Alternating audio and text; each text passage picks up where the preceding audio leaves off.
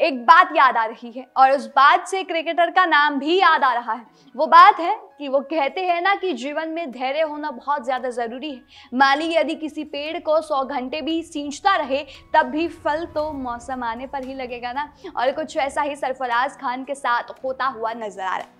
कई साल डोमेस्टिक में डोमिनेट किया, फिर इंतजार किया कि टेस्ट में डेब्यू करने को मिलेगा, फिर उन्होंने धैर्य रखा और इतना मशक्कत करने के बाद, इतनी मेहनत करने के बाद, इंतजार करने के बाद, पेशेंस रखने के बाद आखिरकार ये बात सामने आ रही है कि जो सरफराज खान है वो टेस्ट डेब्यू के लिए तैयार है। लेकिन ये बात एक रिपोर्ट में कही गई है कि शायद वो इस बार डेब्यू कर सकते हैं। फिलहाल क्या हुआ चलिए आपको बता देते हैं।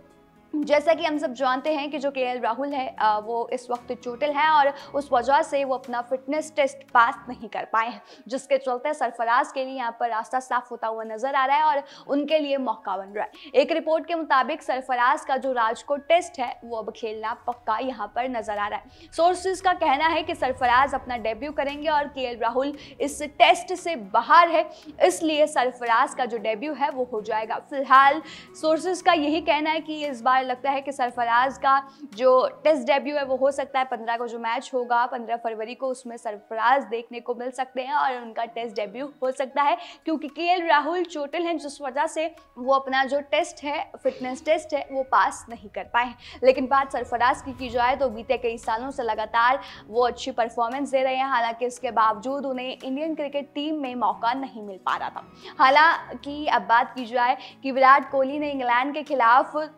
जो मैचेस थे, टेस्ट सीरीज के पहले जो 2 मैचेस थे उसमें अपना जो नाम था उसे विड्रॉ कर लिया था, जिसके बाद था कि सरफराज का नंबर आ जाएगा, लेकिन तब भी सरफराज का नंबर नहीं आया। सिलेक्टर्स ने रजत पाटीदार को टीम में शामिल किया और फिर उन्होंने डेब्यू भी किया, लेकिन फिर सरफराज ने फिर इंतजार किया और अब जो विराट कोहली हैं हम सब जानते हैं कि उन्होंने पूरी टेस्ट सीरीज से अपना नाम जो है वो विड्रॉ कर लिया और केएल राहुल अब नहीं होंगे, जिस वजह से सरफराज को यहाँ पर मौका मिलेगा। फिर सरफराज ने सिलेक्ट ना होने के तुरंत बाद इंग्लैंड लॉयंस के खिलाफ बेहतरीन सेंचुरी जड़ी थी, जिसके बाद टेस्ट टीम में उन्हें जोड़ा गया और फिर बीसीसीआई से बात करते हुए सरफराज ने कुछ कहा भी था, वो भी आपको बता देते हैं कि सरफराज ने क्या कहा था।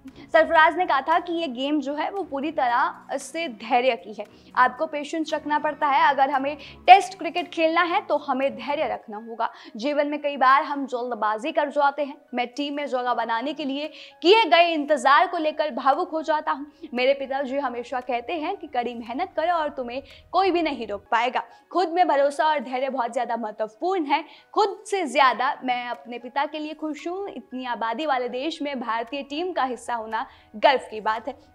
तो ये सारी बातें सरफराज ने कही थी। अब आपको ये भी बता देते हैं कि रिपोर्ट्स में कुछ और भी कहना है। रिपोर्ट्स का ये भी कहना है कि जो विकेट कीपर ध्रुव जुरेल है वो भी इस टेस्ट से डेब्यू कर सकते हैं, वो इस टेस्ट में डेब्यू करेंगे और सिलेक्टर्स की इस भरत से नाखुश हैं। वो अभी जितने भी उन्हें मौके मिले हैं उनका फ़ायदा नहीं उठा पाए, ऐसा सोर्सेज का कहना है। और जो सिलेक्टर्स हैं उनका कहना है कि वो केएस भरत से खुश नहीं और यहाँ पर ध्रुव जुरेल जो है वो शायद इस बार जो टेस्ट है उसमें डेब्यू करेंगे, इसलिए सिलेक्टर्स ने 23 साल के यूपी से आने वाले ध्रुव को मौका वो अब देना चाहते हैं। और आपको बता दें जो तीसरा टेस्ट मैच होगा वो 15 फरवरी राजकोट से खेला जाएगा।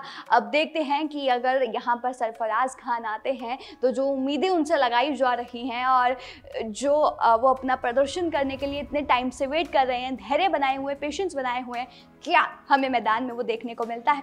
क्या आप लोग चाहते हैं कि सरफराज खान अब डेब्यू करे ही करे? आपका क्या कहना है वो हमें कमेंट करके जरूर बताइएगा। तमाम इसे और जानकारी के लिए हमारे साथ बने रहिएगा।